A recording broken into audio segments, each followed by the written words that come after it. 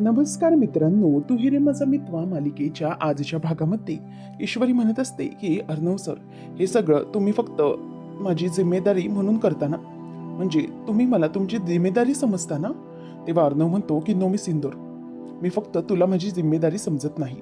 ईश्वरी मनातच बोलते की अर्णव सर, प्लीज बोला सर, या दिवसाची मी खूप आतुरतेने वाट पाहिली आहे. प्लीज जे काही तुमच्या मनात आहे ते बोला. तेव्हा तो म्हणतो की मिस इंदोर, तू फक्त माझी जिम्मेदारी नाही, तर मी बायको मानतो तुला, आणि मनापासून मी तुला बायको मानतो. जरीही तू मानत नसलीस ना, तरीही मी तुला माझी बायको मानतो. असं म्हटल्यावर ईश्वरी आता म्हणते की अर्णव सर, मलाही काहीतरी बोलायचं आहे. तेव्हा अर्णव म्हणतो की हो, बोल ना. ईश्वरी म्हणते की अर्णव सर, तुम्हाला माहितीये का, आता मी पण तुम्हाला माझा नवरा मानायला लागली आहे. असं पटकन ती बोलून दाखवते. तेव्हा अर्णव खुश होतो आणि म्हणतो की गुड गुड मिस इंदोर. तेव्हा आता पुढे काहीच न बोलल्यामुळे ईश्वरी जराशी नाराज होते आणि मग अर्णव म्हणतो की all right miss Indore, good night, तू झोप आता. आणि मग ईश्वरी झोपते आणि ईश्वरी म्हणते की काय हे, म्हणजे मला बोलायचं होतं की माझं प्रेम आहे तुमच्यावर, पण अर्णव सर कधी पुढे गाडी नेणार आहेत काय माहिती. प्रेम आहे हे सांगतच नाहीयेत ते, मनातलं काही बोलतच नाहीयेत. मनात अर्णव आता विचार करत असतो ईश्वरीकडे हसत बघत की मिस इंदौर, तू मला नवरा म्हणायला लागलीस, हे खरंच खूप चांगलं झालं. आता काही दिवसांनी प्रेमही होईल आणि सगळं काही व्यवस्थित होईल. दोघं जणही खूप खुश असतात. त्यानंतर मग आता ईश्वरी ही गालातल्या गालात हसत असते आणि दोघंही आपापल्याच प्रेमामध्ये, म्हणजेच प्रेमाच्या विचारांमध्ये गुंतलेले असतात. नंतर लावण्या ही US ला चालली असं मामी सांगत येते. अंजली म्हणते की काय ग, काय झालं, कुठे चाललीस तू? ती म्हणते की अगं काही नाही, लावण्याला फोनवर नुसती रडते, काही विचारलं तर सांगत नाही, आणि अचानक US ला चालली आहे, म्हणूनच मी तिला लगबगीने भेटायला चालली आहे. मग त्यावर लावण्याचा फोन येतो आणि लगेच वल्लरी म्हणते की अगं हो, कुठेच जाऊ नकोस, थांब, मी लगेचच निघाली, येते मी. ईश्वरी आता गालातच हसते. तिला माहितीये की लावण्याला काल तिने चांगल्याच प्रकारे धडा शिकवलाय म्हणून ती चिडली असणार. नंतर राकेश नाश्त्यासाठी येतो आणि म्हणतो की अगं अंजली, काल तू मला म्हणालीस त्याप्रमाणे स्टोरूम मधलं सगळं जे स्क्रॅप सामान आहे ते काढायचंय, बरोबर ना? तेव्हा ती म्हणते की हो, म्हणजे काढूनच टाकूया, काहीच हरकत नाहीये. त्याचबरोबर लगेचच आता तो म्हणतो की हो, थोड्याच वेळात स्क्रॅप डीलर बोलवलाय, तो येणार आहे. तेव्हा अर्णव म्हणतो की स्क्रॅप डीलर कशासाठी ते? अंजली म्हणते की अरे अर्णव, घरात ना जुन्या वस्तू असल्या ना ठेवलेल्या की ना घरात अगदी नेगेटिव्ह वाईब्स पसरतात.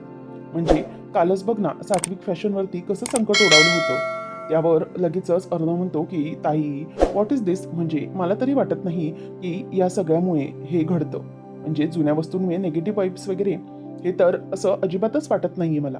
त्यावर अंजली म्हणते की हो चिंटू, पण मला काय वाटतं माहितीये का, की जुन्या गोष्टी नकोच ना घरात, उगाच जुन्या आठवणी आणि जुन्या वाईब्स नकोच आपल्या घरावर, नवीन काहीतरी संकट यायला. त्यावर राकेश म्हणायला लागतो की हो, म्हणजे मलाही असंच वाटतं की कसं आहे, काही प्रॉब्लेम व्हायला नको घरामध्ये. शिवाय आपल्या घरातनं अंजली आता नवीन बाळ येणार आहे, त्यामुळे त्या निगेटिव्ह वाईब्स नकोच. आता सगळं कसं व्यवस्थित छान झालं पाहिजे ना. असं म्हटल्यावर आता अर्णव तर ते मानायला तयारच नसतो. त्याबरोबर आकाश म्हणतो की दादा बरोबर बोलतायत ते, आणि जर त्यांना असं वाटत असेलच तर बिग डील, जाऊ दे. त्यावर अर्णव म्हणतो की ओके ताई, तुला जे वाटत असेल तसं कर. त्यावर अंजली विचारते की काय हो, कुठे आहे तो माणूस? त्यावर तो म्हणतो की अगं थांब, त्याचाच फोन येतोय. मग तो म्हणतो की अहो दादा, मग तुम्ही आत या की, बाहेर दरवाजात काय करताय? आता तो माणूस येतो आणि अंजलीला राकेश म्हणतो की थांब अंजली, मी त्याला सगळं स्टोरूम मधलं जुनं सामान दाखवून येतो. ईश्वरी विचार करते की हा माणूस अचानक, याला निगेटिव्ह वाईब्सचा त्रास कसा काय व्हायला लागला, म्हणजे हा असा अचानक कसा काय बदलला, काहीतरी गडबड आहे, मला बघितलं पाहिजे. तेवढ्यात अर्णवलाही रिकेचा कॉल येतो, म्हणून तोही बाजूला निघून जातो. आकाश अंजली दोघेही नाश्ता करत असतात. त्याचबरोबर ईश्वरी पण आता राकेशच्या मागे मागे रूम जवळ जाते. तेव्हा तो माणूस दाखवतो आणि म्हणतो की हे हे बघ, खूप अँटिक माल आहे बरं का, जवळजवळ खूप जुना आहे, त्यामुळे खूप किमतीत विकला जाईल. याचे जवळजवळ 3 ते 4 लाख मिळणार आहेत, 4 लाख कन्फर्म आहेत, समजले? त्यामुळे 3 लाख मला द्यायचे आणि वरचे 1 लाख हे तुझा तुझा खर्च म्हणून. तेव्हा तो माणूस खुश होतो. ईश्वरी म्हणते की अच्छा, म्हणजे असं आहे तर याचं सगळं, म्हणजे ह्याला हे सगळं विकून यातून पैसे मिळवायचे आहेत. आता समजला मला या राकेशचा नेमका काय डाव आहे ते. मी याचा डाव कधीही सक्सेसफुल होऊ देणार नाही असा ईश्वरी विचार करत असते. त्यानंतर राकेश म्हणतो की बघितलं का, हे सगळं व्यवस्थित असंच झालं पाहिजे. तो म्हणतो की हो साहेब, म्हणजे जुना माल आहे तर नीट मला पारखून घेतला पाहिजे. त्यावर राकेश त्याच्या खांद्यावर हात ठेवून म्हणतो की हे बघ, तुला वाटत असेल मला काही माहीत नाही, परंतु मला पण नक्की काय करतोस ते माहिती आहे. चोरीचा माल कुठून विकत घेतोस, कुठे विकतोस, हे सगळं सगळं मला माहिती आहे, समजलं. आणि त्यामुळे माझ्याशी तरी शहाणपणा करण्याचा प्रयत्न करायचा नाही, सगळं काही व्यवस्थित लक्ष ठेवायचं. त्यावर तो म्हणतो की हो साहेब, तुम्ही काळजी करू नका, मी तुमचंही नुकसान होऊ देणार नाही आणि माझं पण नुकसान करून देणार नाही. तेव्हा राकेश म्हणतो की आता कसं बोललास, अगदी वसुलीचं बरोबर, असंच करायचं. जवळजवळ माल येईल त्याचे 3 लाख तरी मला पाहिजे म्हणजे पाहिजेतच. तेव्हा तो माणूस सगळं काही लिहून ठेवत असतो. ईश्वरी म्हणते की नाही, या माणसाची जी नियत आहे ना ती कधीही मी बदलू देणार नाही. म्हणजे याने हे जे काही करायचं ठरवलं ना, हे मी यशस्वीच होऊ देणार नाही. ईश्वरी तिथून निघून जाते. राकेश खुश होतो की चला, आता 3 लाख मिळाले तरी दादाला मला देता येतील. अर्णव काहीतरी काम करत असतो. ईश्वरी वैतागत रूममध्ये येते. तेव्हा अर्णव म्हणतो मी सिंदोर, काय झालंय? ईश्वरी म्हणते की तो राजेश, मला माहितीच होतं काही ना काहीतरी ना गडबड नक्कीच करणार आहे. हो, आपला स्टोर रूम मधला जुना माल ना तो विकतोय. तेव्हा अर्णव म्हणतो की काय? त्यावर ईश्वरी म्हणते की हो, आपला स्टोर रूम मधला जुना माल ना त्याने विकायला काढलाय भंगारमध्ये. तेव्हा मग अर्णव म्हणतो की थांब, मी त्याला थांबवायला जातो. असं थांबवलं पाहिजे ना? ईश्वरी म्हणते की रुकिये रुकिये, प्लीज लेट मी हँडल दिस. तेव्हा अर्णव बघतच राहतो ईश्वरी इतकं फाडफाड इंग्लिश बोलते. अर्णवला ती म्हणते की अर्णव सर, मैं हूं ना, म्हणजे मी हे सगळं हँडल करू शकते. अर्णव म्हणतो की वा मिस इंदोर, आज तू चक्क इंग्लिशमध्ये बोलायला लागली. तेव्हा ईश्वरी म्हणते की हो, मग अर्णव सरांची बायको आहे मी, आणि तसंही संगत का असर होता आहे ना, तसंच झालंय माझ्या बाबतीत. तेव्हा अर्णव आता हसायला लागतो आणि म्हणतो की वाव, व्हेरी गुड. तेव्हा मग ईश्वरी म्हणते की हो अर्णव सर, तुम्हाला माहित नाहीये तो राकेश काय करण्याचा प्रयत्न करतोय, पण ना मी त्याचे इरादे कधीही सफल होऊ देणार नाही. मी त्याला या सगळ्यामध्ये अडकवून राहणार म्हणजे राहणारच. Don't worry, I am here. असं म्हणून आता ईश्वरी म्हणते की मी आता सगळं बघते काय करायचं. अर्णव आता खूप खुश होतो आणि म्हणतो की वा, म्हणजे ईश्वरी आता त्या राकेशला मात देणार आहे. तर तिचा कॉन्फिडन्स वाढलाय, त्याला खूप आनंद होतो. तर अंजलीला घेऊन ईश्वरी येत असते चालत चालत. तेव्हा आता ईश्वरी येऊन म्हणते की भिया, काय झालं, हे सगळं व्यवस्थित आहे ना सामान? त्यावर लगेच राकेश म्हणतो की हो, म्हणजे खूप व्यवस्थित सामान आहे आणि त्याला आपण देतोय, आणि हा कसा व्यवहारच आहे ना, स्क्रॅप डीलर आहे हा. त्यावर ईश्वरी म्हणते की म्हणजे ह्या सगळ्या वस्तू तुम्ही पैसे, म्हणजेच याचे पैसे घेणार आहात का जिजू? त्यावर राकेश म्हणतो की हो ईश्वरीजी, व्यवहार आहे आहा. तेव्हा मग ईश्वरी म्हणते की व्यवहार किती पैसे मिळणार आहेत? त्यावर लगेचच खोटं सांगून तो म्हणतो याचे जवळजवळ 40,000 रुपये मिळतील. मग असं म्हटल्यावरती ईश्वरी म्हणते की 40,000 का? बरं दादा, ते ना तुमच्याजवळच राहू दे, आम्ही ना या सगळ्या वस्तू आता दान करतोय. घरातल्या वाईट गोष्टी आहेत ना, मग ते दान करून घेतलेल्या चांगल्या, ओके नाही अंजलीताई? ईश्वरी म्हणते की हो ग, हे पण तुझं अगदी बरोबरच आहे. राकेशला आता दोघींचाही राग येऊ लागतो. त्यावर राकेश म्हणतो की पण ईश्वरीजी, अहो हे पैसे मिळत आहेत तर आपण हे पैसे का सोडायचे? तसंही जुन्या वस्तू या विकतच घेतल्या असतील ना? तेव्हा ईश्वरी म्हणते की नको नको, अहो आपण हे सगळं विकतोय, आपल्या घरातल्या वाईट ऊर्जा काढून टाकतोय ना, मग त्याचे पैसे तरी आपल्याला कशाला? त्याचेही वाईट गुण आपल्याला कशाला लागायला हवेत? तेव्हा राकेश मात्र हे सगळं तिला व्यवस्थित समजवत असतो की पैसे घेतले पाहिजेत, आणि तो माणूस मात्र खुश होत असतो. त्यावर आता लगेच अर्णव हा मामाला म्हणत असतो की वा, मिस इंदोर मस्तपैकी फाईट करते राकेश सोबत. तेव्हा मामा म्हणतो की काय नेमकं सगळं? तेव्हा अर्णव म्हणतो की मी तुला नक्की नंतर सांगतो की काय आहे हे सगळं. त्यावर आता ईश्वरी म्हणते की हे बघा राकेश जिजू, काय आहे ना, किती काही झालं तरी आपण हे सगळं तुमच्या येणाऱ्या बाळासाठी करतोय की नाही? मग आपण एकच गोष्ट लक्षात ठेवायला हवी की हे सगळं आपण थांबवायला हवं. म्हणजे आपण लवकरात लवकर या गोष्टी वाईट बाहेर काढतोय तर त्याचे पैसे तरी कशाला घ्यायचे आहेत? त्यावर राकेश म्हणतो की अहो पण ईश्वरीजी, फुकट मिळालेल्या गोष्टींची किंमत राहत नसते. तेव्हा मग त्याचंच वाक्य ती त्याच्यावर मारते आणि म्हणते की अगदी बरोबर जिजू, तुम्ही अगदी बरोबर म्हणालात, फुकट मिळालेल्या वस्तूंची अजिबातच किंमत राहत नसते. त्यामुळे आपण ना एक काम करूया, भिया मला सांगा की आता तुमच्याजवळ किती पैसे आहेत? तो सांगतो की 20,000 रुपये आहेत मॅडम. तेव्हा मग ईश्वरी म्हणते की बरं ठीक आहे, आणा ते 20,000 रुपये माझ्याकडे. तेव्हा ईश्वरी ते 20,000 रुपये स्वतःकडे घेते. राकेश मात्र बघतच राहिलेला असतो. तेव्हा मग अर्णव म्हणतो की मामा चल आपण आतमध्ये जाऊया. तेव्हा मामा म्हणतो की अरे अर्णव, पण बघितलंस ना, ईश्वरी एकटी आहे आणि राकेश आहे तिकडे, मग आपण एकटं सोडून कसं जायचं? बघतोयस ना काय करतोयस ते. तेव्हा मग तो म्हणतो की डोंट वरी, आता ईश्वरी काही थांबणार नाही. ती बरोबर राकेश बरोबर फाईट करणार अगदी योग्य पद्धतीने. राकेश तोंडावर पडला आहे आता, असं म्हणून ईश्वरीच्या बाबतीत तो बिनधास्त होऊन तिथून निघून जातो. आणि मग तो स्क्रॅप डीलर ईश्वरीला 20,000 रुपये देतो. ती म्हणते की बरं ठीक आहे दादा, मग आता तुम्ही मला एक गोष्ट सांगा की तुमच्याकडे हे जे मजूर काम करतात ना, त्यांना तुम्ही हे मजुरीचे दिवसाला प्रत्येकी किती रुपये देता? तो म्हणतो की प्रत्येकी 500 रुपये देतो मॅडम मी प्रत्येकाला. मग ईश्वरी म्हणते की मग तुम्ही एक काम करा, हे 20,000 रुपये तुम्ही घ्या आणि आज प्रत्येकाला या मजुरीचे 5,000 रुपये मिळाले पाहिजेत. म्हणजे हे जे पैसे आहेत ना, ते त्यांना व्यवस्थितपणे वाटा तुम्ही, समजले? त्यांना जास्त मोबदला द्या तुम्ही या पैशामधूनच. तेव्हा मग अंजलीला ही कल्पना फारच आवडते. अंजली म्हणते की खरंच ईश्वरी, तू तर ना अगदी ग्रेटच आहेस, हे फक्त ना तुलाच सुचू शकतं हो, असं म्हणून ती तिचं कौतुक करू लागते. अंजलीला म्हणते की हे दान आहे ना, तर मग असंच केलं पाहिजे, आपल्याला त्याचे पैसे ठेवून काय उपयोग?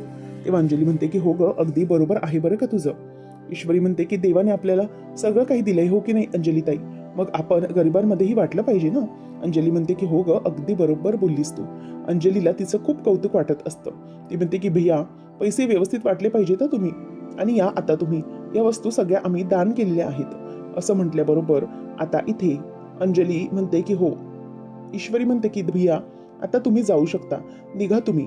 तो टेम्पो घेऊन स्क्रॅप डीलर निघून गेलेला असतो. अंजलीकडे अर्णव अगदीच रागाने बघत असतो. त्यानंतर आपल्याला पाहायला मिळतं की इकडे राकेश विचार करतो की हे सगळे पैसे मला मिळणार होते, या ईश्वरीने ऐन वेळेला सगळा घोळ केल्यामुळे खूप मोठा प्रॉब्लेम होऊन गेलाय. आता माझा खूप पैसे तरी मला कसे देता येणार? तो खूपच आता टेन्शनमध्ये असतो. ईश्वरी आता ढिक्की चिकी करत करत रूममध्ये येते आणि डान्स करत असते. तेवढ्यात अर्णव समोरून येतो आणि ईश्वरीकडे बघतो. तेव्हा ईश्वरी म्हणते की अर्णव सर, मला ना खूप खुशी झाली आहे, आणि त्या राकेशचा डाऊन आम्ही फसवला आहे. त्याचा चेहरा ना अगदी बघण्यासारखा झाला होता. त्याचं जे नुकसान मी आज करवलंय ना, त्यामुळे मला इतका आनंद झालाय म्हणून सांगू, एकदम खुश आहे मी आज.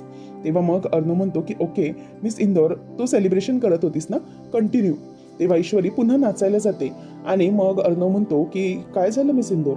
ईश्वरी म्हणते की अर्णव सर, 12 खेडेर, मी तर विसरूनच गेले. राकेशला धडा शिकवायच्या चक्करमध्ये मी तुमचं 3,00,000 रुपयांचं नुकसान केलं आहे अर्णव सर. तेव्हा अर्णव म्हणतो की हो मिस इंदोर, तुला कळतंय का की तू किती मोठा लॉस केलायस माझा? आता कमॉन, मला काही माहित नाही, माझं 3,00,000 रुपयाचं नुकसान तू पुन्हा भरून द्यायचं आहे. ईश्वरी म्हणते की सर, 3,00,000 रुपयाचं नुकसान मी कसं काय भरून देऊ तुमचं? मी तर आता नोकरी पण करत नाही, काय करू मी? मग तो म्हणतो की मिस इंदोर, मग तू आता नोकरी करायची आहे पुन्हा सात्विक फॅशनमध्ये, माझी पर्सनल सेक्रेटरी म्हणून पुन्हा आता तू जॉईन व्हायचं आहे, समजलं? आणि हो, आणखी एक महत्त्वाची गोष्ट म्हणजे त्याच्या अगोदर तुझं हे लॉकेट काढून मला आधी दे. कमॉन, तुझं लॉकेट दे सोन्याचं मला. तेव्हा आता ईश्वरी म्हणते की काय, माझं लॉकेट? आणि ती त्याच्याकडे बघून आता हसायला लागते आणि त्याला पहिल्याचे दिवस पुन्हा आठवायला लागतात, कारण की असंच लॉकेट अर्णवने घेतलेलं असतं. तेव्हा अर्णव हसतो आणि म्हणतो की मिस इंदोर, अगं तुला काय वाटतं मी हे सगळं करेन का? असं अजिबात नाही. पण मिस इंदोर, तू हे काम केलं ते खरंच खूप चांगलं केलं, आणि ताईच्या बाळासाठी तू हे सगळं जे काही केलंस ना, ताईच्या बाळासाठी हे 3,00,000 रुपये काय, माझं सगळं जरी केलं ना तरी मला काही वाटणार नाही, हरकत नाहीये. ईश्वरी म्हणते की अर्णव सर, मी एक विचारू का तुम्हाला, की तुम्ही तुमच्या ताईसाठी सगळं काही कराल ना? तुमची ताई म्हणजे तुमच्यासाठी सर्वस्व आहे ना? तेव्हा तो हो मिस इंदोर असं बोलतो आणि मनातच म्हणतो की मिस इंदोर, तूही माझं सर्वस्व आहेस. तेव्हा आता ईश्वरी ही खूप खुश होते, स्वतःचीच पाठ थोपट पुन्हा डान्स करू लागते. राकेश आता गेटजवळ येऊन त्या स्क्रॅप डीलरला कॉल करत असतो. म्हणतो की आता माझ्या घरी येऊन गेला, मगाशी माझा फोन उचलला, आता माझा फोनच उचलायला तयार नाहीये हा माणूस. त्याला कळलेलं असतं की त्याची खूप मोठी आता नुकसान झालेली आहे. त्यानंतर आपल्याला पाहायला मिळतं की राकेश हा बाहेर तिथेच वैतागत उभा असतो. त्याच वेळेला अर्णव येतो आणि त्याच्या अगदी जो काही हरलेला असतो त्या चेहऱ्याकडे बघत असतो. राकेशलाही आता त्याचा खूपच राग आलेला असतो. तो चालत चालत अर्णवजवळ येऊन उभा राहतो. अर्णवच्या चेहऱ्यावर एक वेगळीच ऐट असते. त्यावेळेला राकेश म्हणतो की हे बघ चिंटू, हे बघ माझ्या चेहऱ्यावर स्माईल आहे. बघ बघ किती मोठी स्माईल आहे माझ्या चेहऱ्यावर. तुला काय वाटलं रे? तू माझ्या बायकोचे सगळे बँक अकाउंट तुझ्याबरोबर जॉईन करून घेतले आणि तुझ्या त्या मिस इंदोरने आज मला मिळत असणारे पैसे माझ्याकडून काढून घेतले, दान करून टाकले. त्यामुळे मी हरेन असं वाटणार आहे का तुला? आणि असं असेल तर ते अजिबात समजून घेऊ नकोस, कारण माझ्याकडे आणखीन भरपूर वेळ आहे लढण्यासाठी.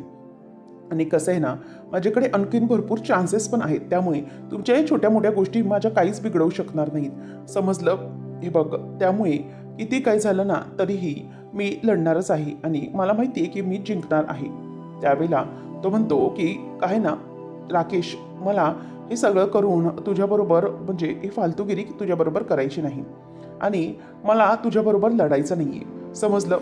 म्हणूनच मी शांत आहे. आणि जर मी तुझ्याशी लढायचे ठरवणारच नाही, कारण की तेवढी तुझी लायकी नाही, समजलं? तर मग अर्णव म्हणतो की लढ ना. कोण म्हणाले तुला लढू नको? रे चिंटुकल्या, तू घाबरतोस मला, बरोबर ना? कारण या घर जावयाला तू घाबरतोस.